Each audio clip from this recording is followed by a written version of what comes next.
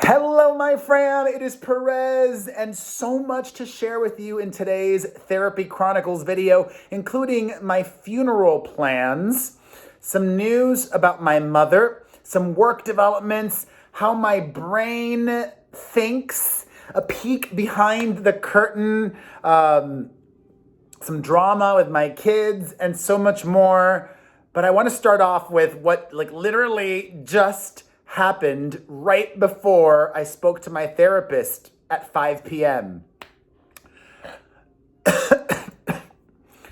So last week I shared with you guys that I decided that I'm going to be accompanying my mom to all of her doctor's visits. She's constantly going to the doctor.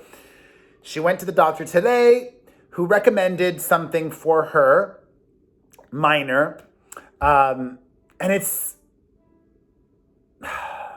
life always throws you curveballs.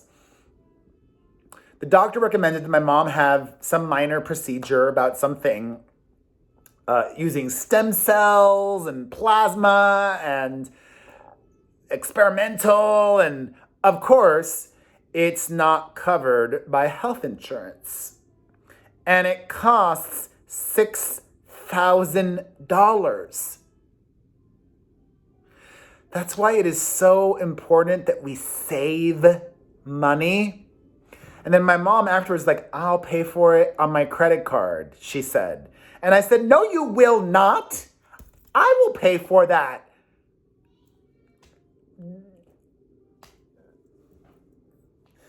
Like, why would you think, and she's like, and then she almost started crying. She's like, I can't abuse you. You're too good to me. And I said, I volunteered to pay for it. And thank God I can. And then afterwards, I said a prayer, like an actual prayer. I was like, God, please let me make some more money soon so that I could pay for this and not feel like I'm dipping into my savings and yada yada.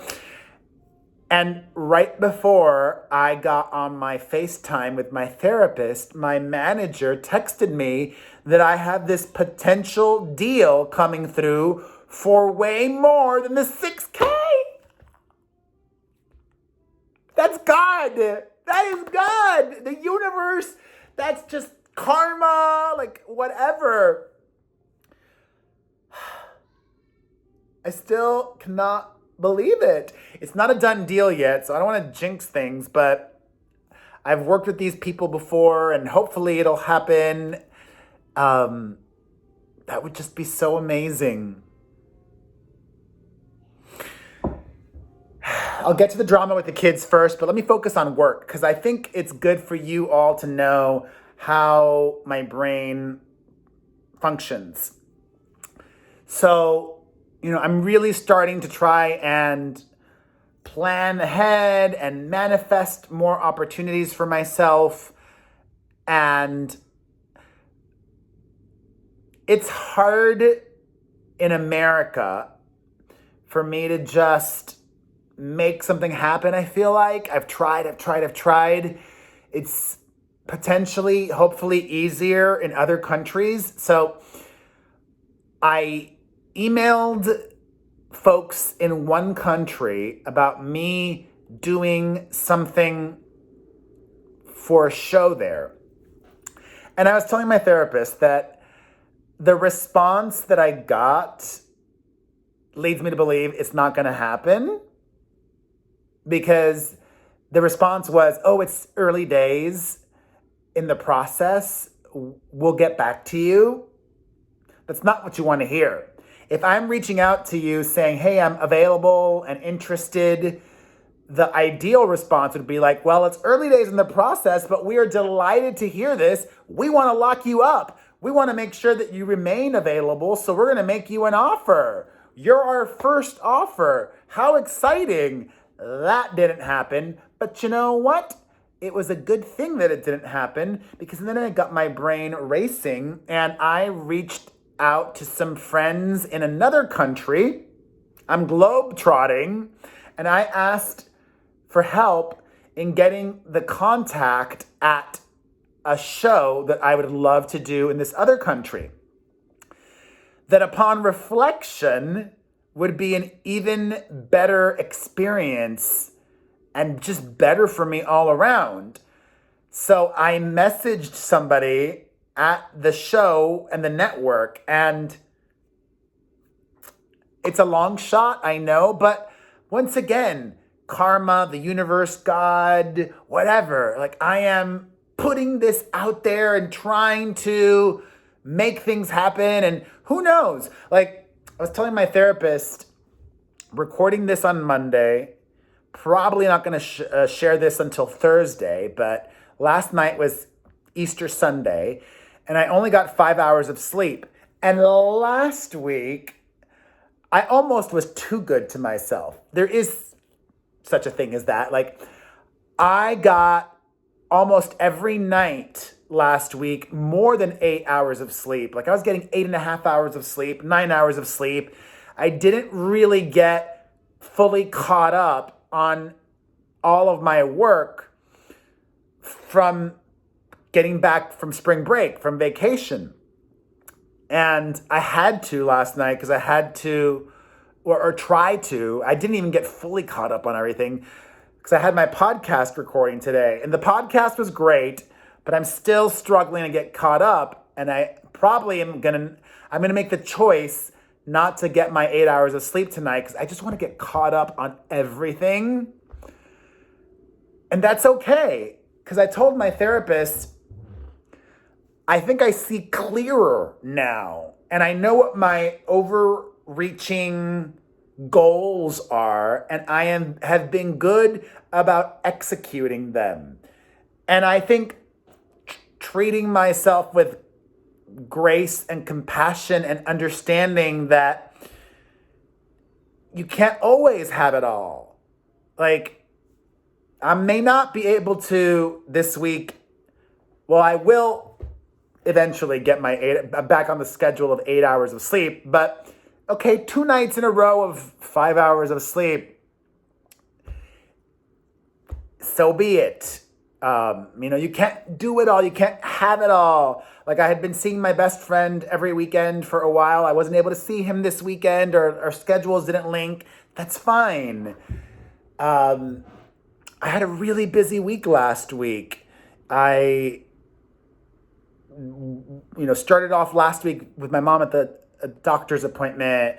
Wednesday of last week, I had to go all the way to North Hollywood to film a documentary that I was a guest on. I was interviewed for this documentary, which is really exciting. I think it's a big one. It's going to get a lot of buzz.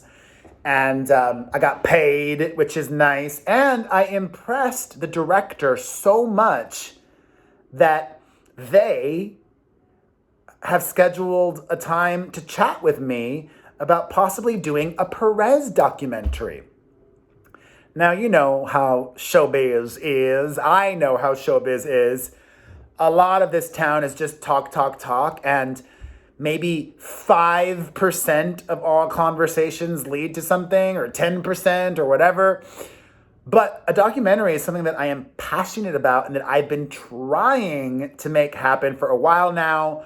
And I love this new trend of not just documentaries, but docu-series, like the Allen versus Farrow one on HBO.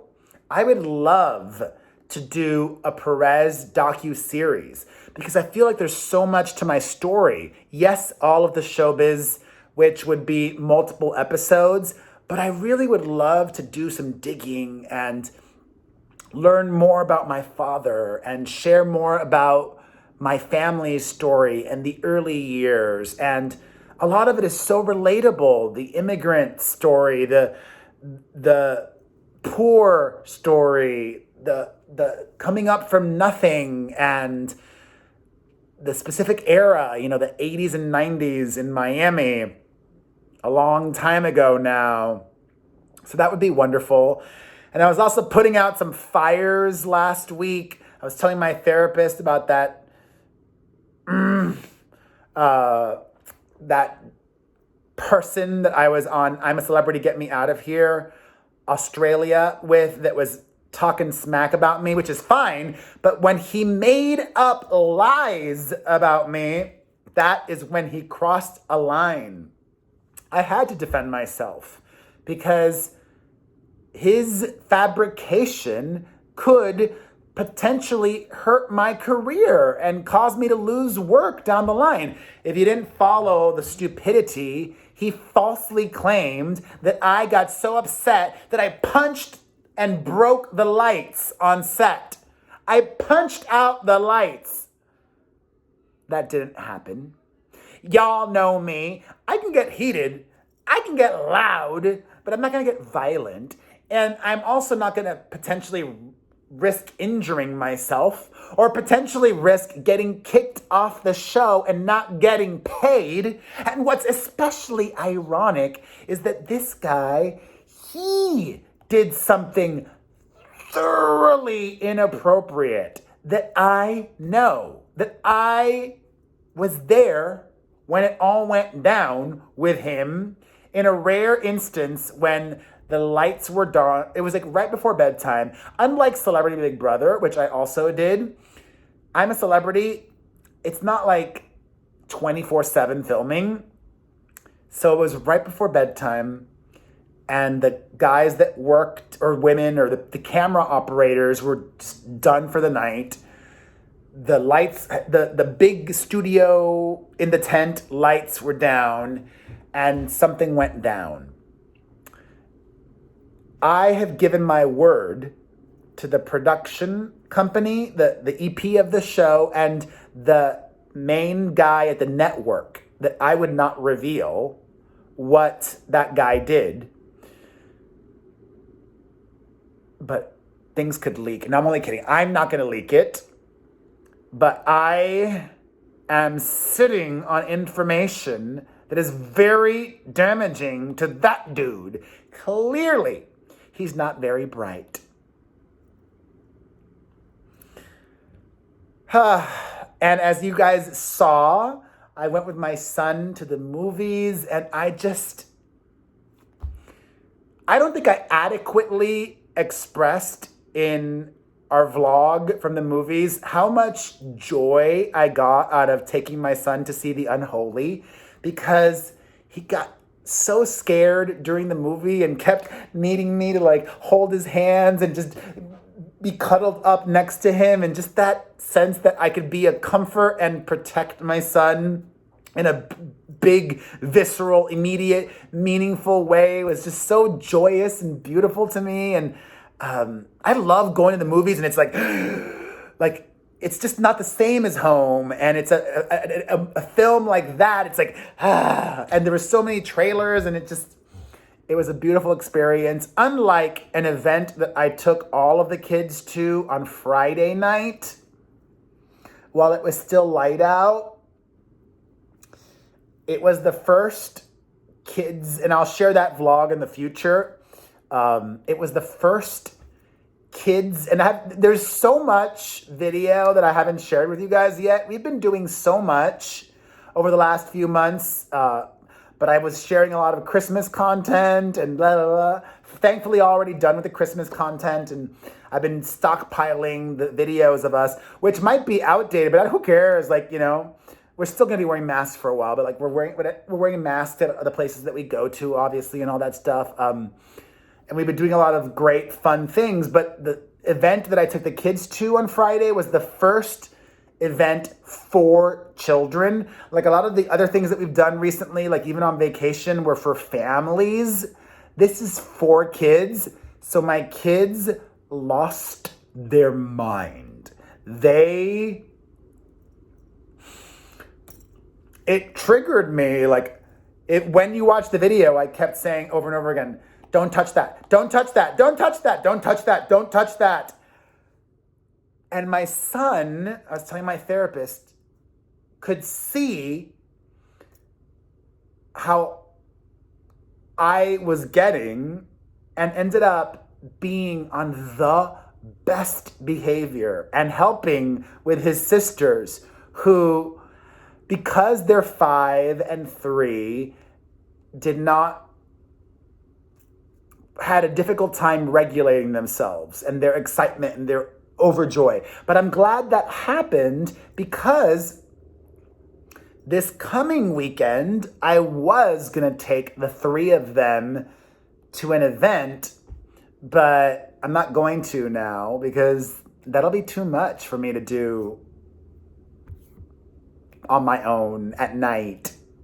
It's scary. So, and then Easter was lovely. Easter was so lovely.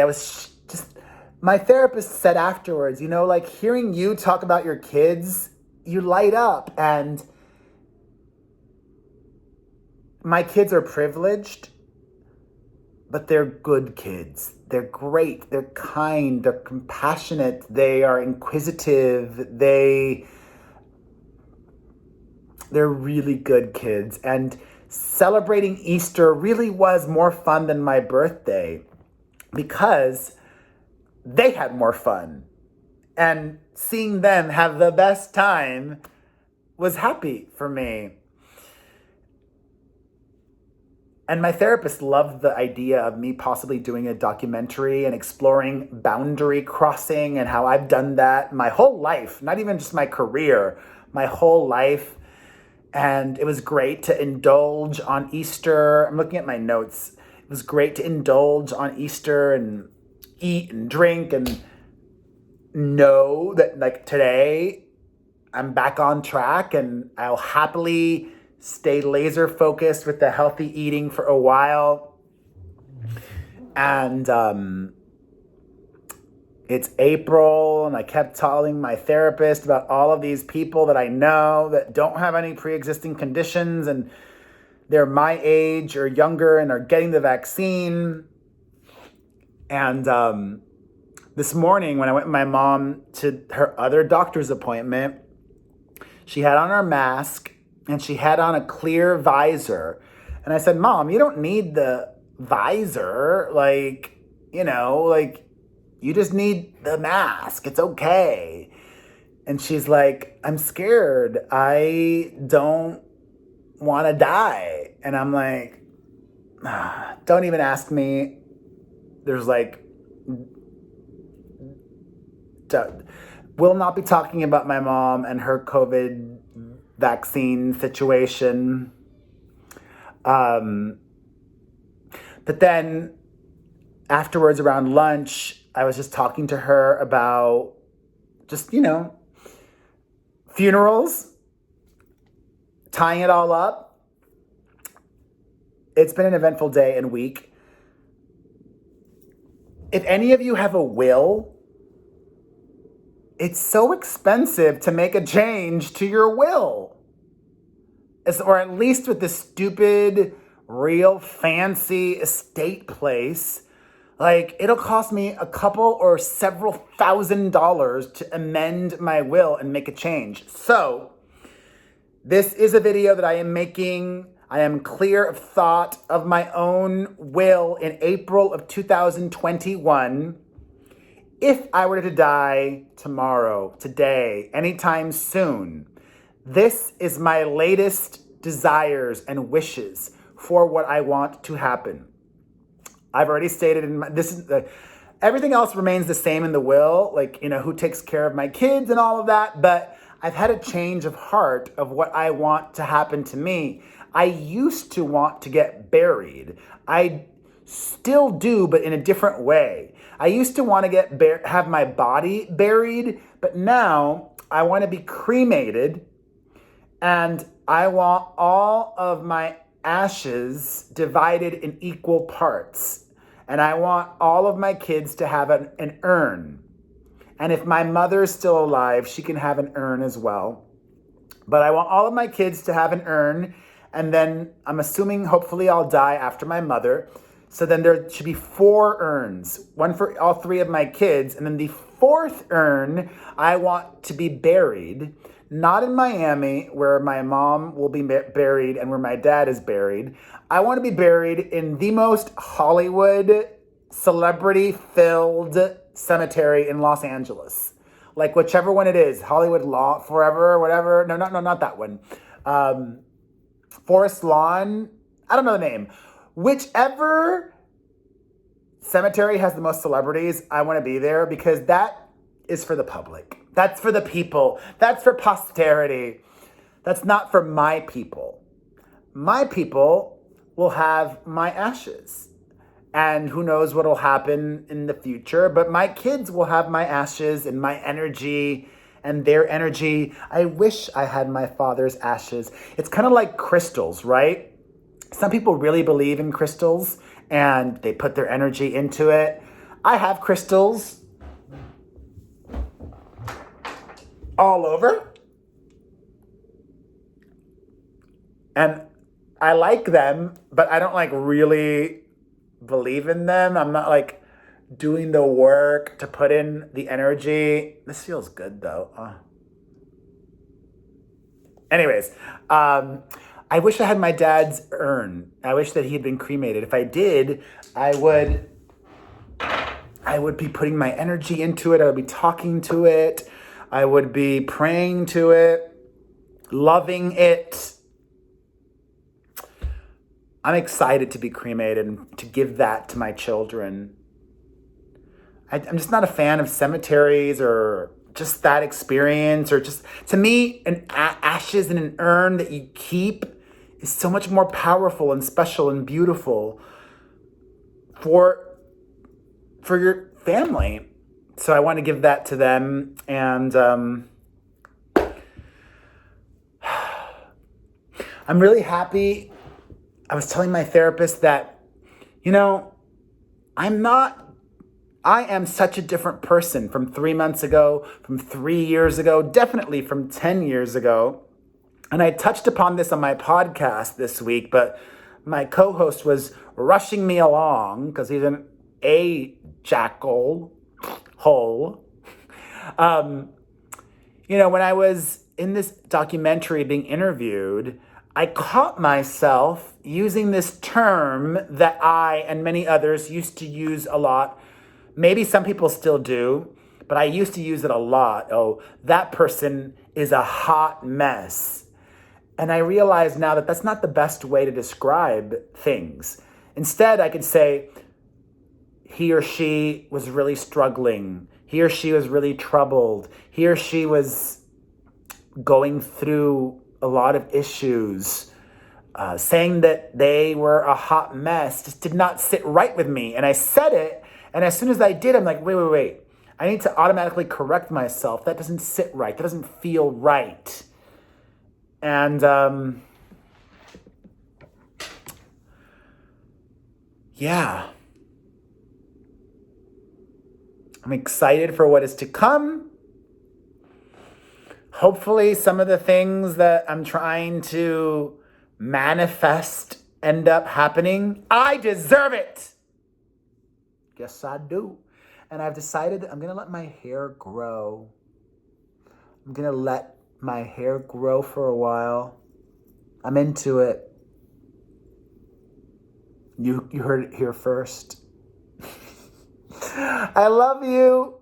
Thank you for watching. You're amazing. If you enjoyed this video, you'd enjoy my podcast as well. Check out the Perez Hilton podcast with Chris Booker on Apple Podcasts, Spotify, or directly at perezpodcast.com. Also, follow me all over social media. I'm everywhere. Make sure you turn the notifications on so you never miss a video. And just thank you. Thank you. Thank you. Bye.